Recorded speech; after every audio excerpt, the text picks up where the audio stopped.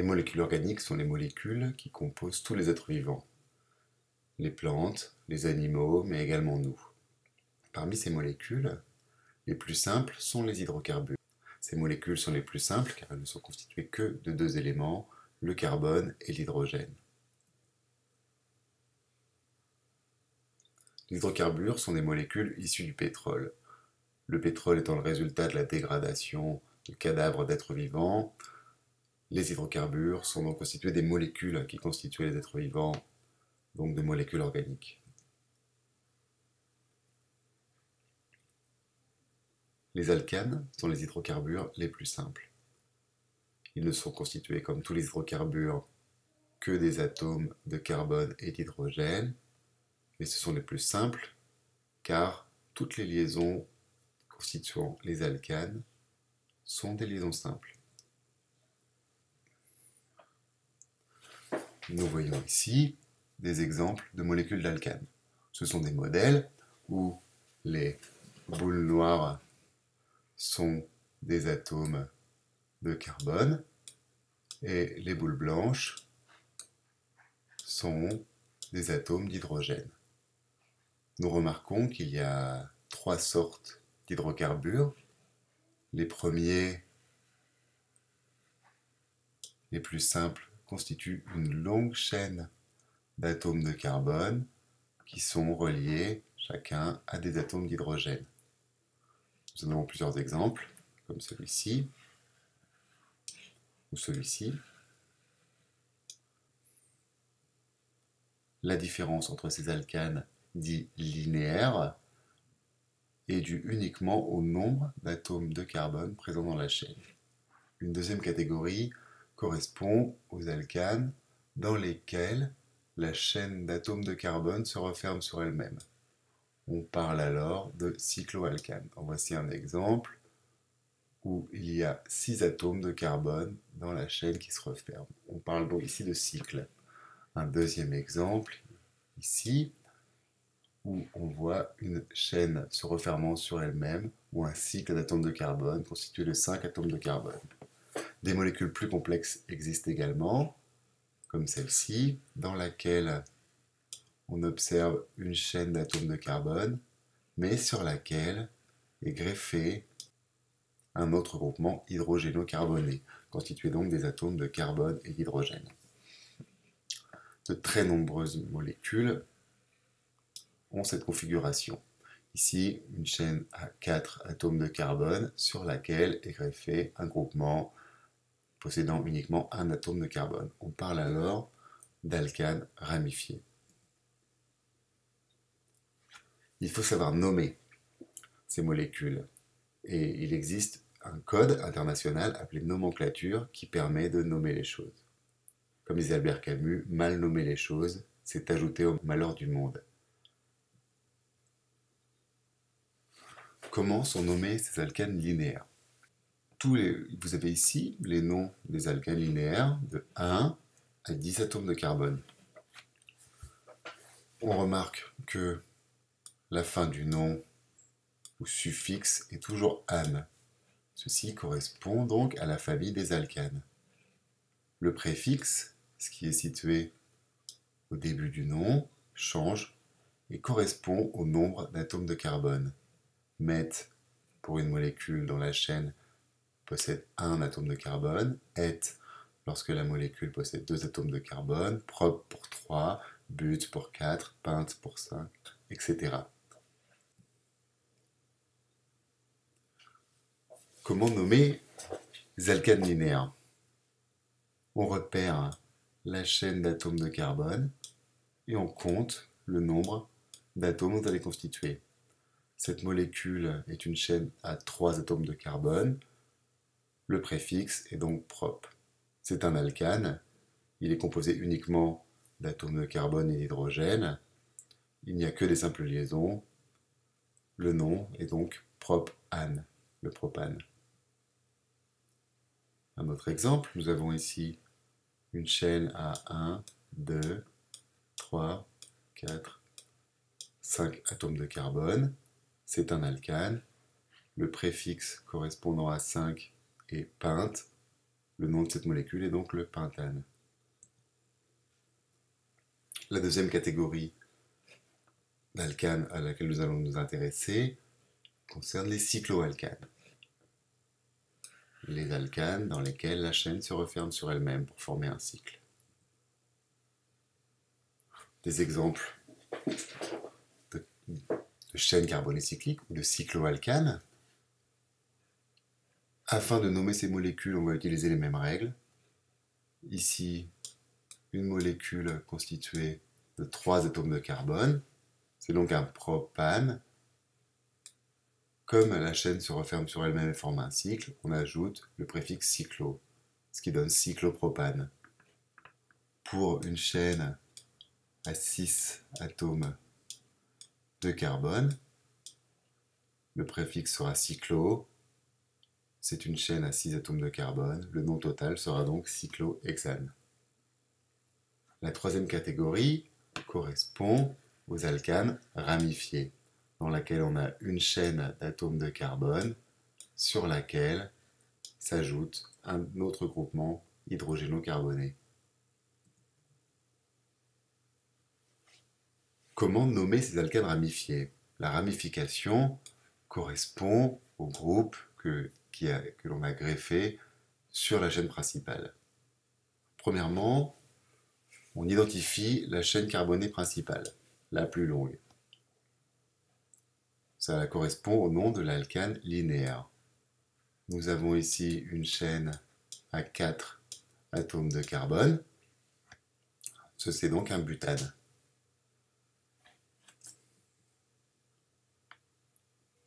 Deuxièmement, nous allons compter le nombre d'atomes de carbone qui constituent la ramification.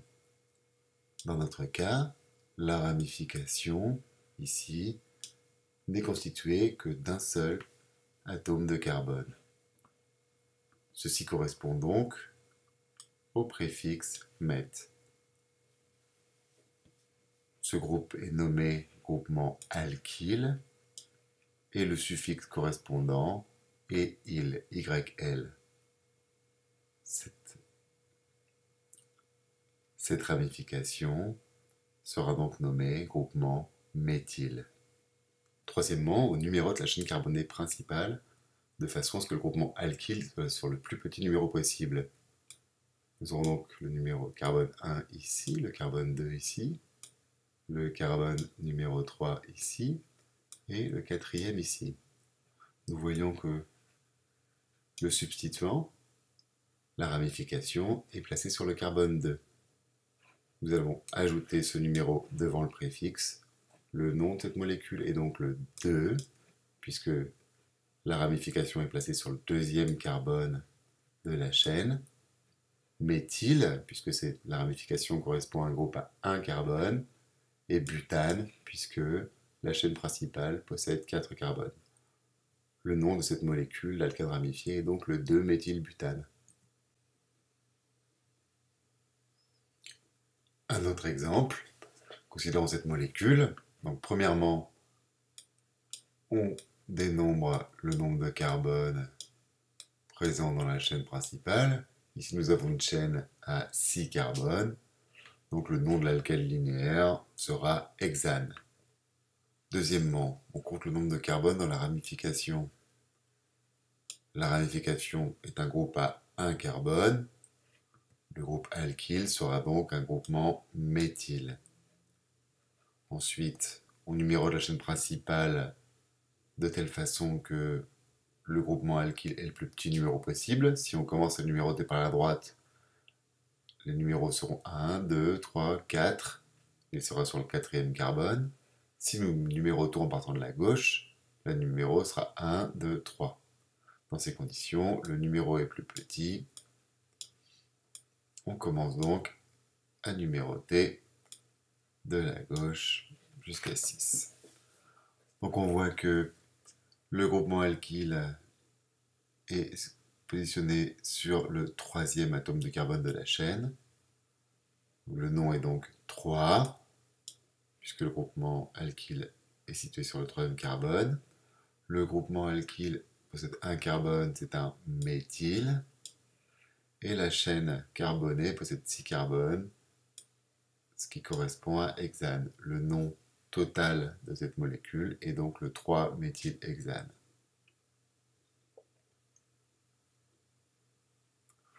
Encore un exemple. On repère la chaîne carbonée la plus longue, par exemple celle-ci, 1, 2, 3, 4, 5. On aurait pu prendre une autre chaîne, 1, 2, 3, 4, 5, en prenant uniquement le carbone du haut, cela revient au même. Si on commence à numéroter par la droite, le groupement alkyle sur le carbone numéro 3, de même, si on commence à numéroter à partir d'en bas, le groupement alkyle est sur le troisième carbone, ce qui ne change rien. Le groupement alkyle est composé de 2 atomes de carbone, c'est donc un groupement éthyle. Le nom de la molécule est donc le 3, puisque le groupement alkyle est sur le troisième carbone de la chaîne, éthyle, puisque ce groupement alkyle est un groupe à 2 atomes de carbone, et pentane, puisque la chaîne principale comporte 5 atomes de carbone. Il est possible d'avoir plusieurs substituants sur la chaîne. On opère exactement de la même façon en plaçant le carbone 1 ici, 2, 3, 4, 5, 6 et 7. La chaîne principale comporte 7 carbones, c'est donc un heptane. Il y a 3 substituants alkyles. Ces 3 substituants possèdent un atome de carbone, ce sont donc des méthyles. Ils sont placés aux positions 2, 3 et 5. Le nom est donc le 2, 3, 5 triméthylheptane. On ajoute le suffixe tri pour montrer qu'il y a 3 substituants. Deux substituants différents peuvent être placés sur la chaîne. Dans ces conditions, on classe les substituants par ordre alphabétique.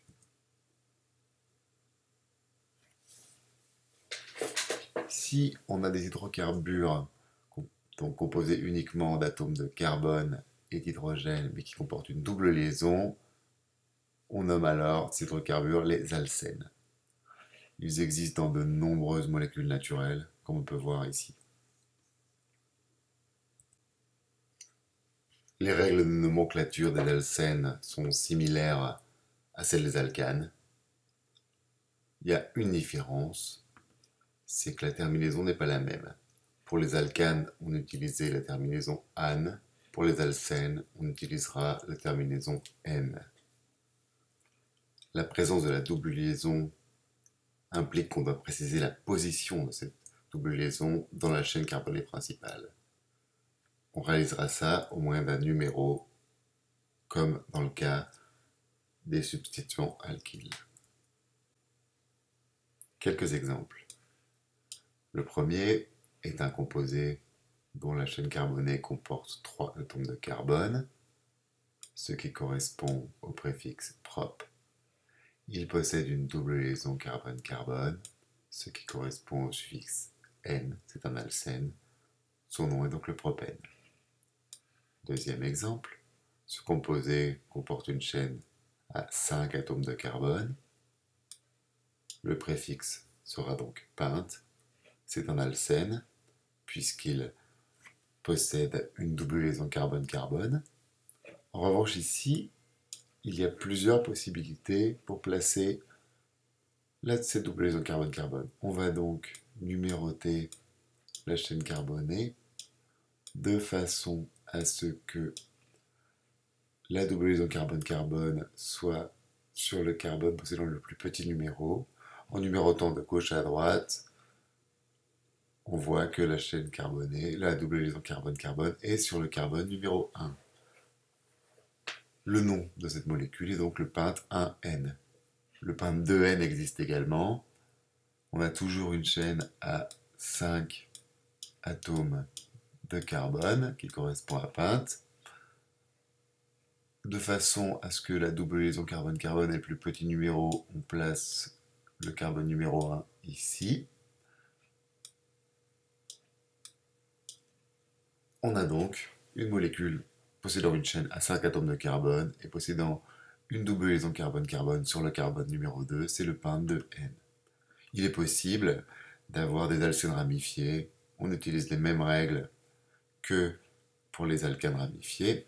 On a ici une chaîne à 4 carbones, c'est donc un but. La double liaison carbone-carbone est située sur le premier carbone, c'est donc un but 1N. Le deuxième atome de carbone possède un groupe alkyle comme substituant. Ce groupe alkyle possède un seul atome de carbone, c'est donc un méthyle. Donc il y a donc un méthyle sur le deuxième atome de carbone de la chaîne. Le nom total de cette molécule est donc le 2-méthylbut-1N. Dernière possibilité, les alcynes. Ce sont les composés qui comportent une triple liaison carbone-carbone. Les règles de nomenclature sont les mêmes que pour les alcanes et pour les alcènes. Le premier composé comporte 2 atomes de carbone. Il sera donc nommé en utilisant le préfixe et. Il possède une triple liaison carbone-carbone, c'est un alcyne. Il sera donc nommé grâce au suffixe -ine, YNE. Il s'agit donc de l'éthine. Le deuxième composé comporte 4 atomes de carbone. Son préfixe sera donc but.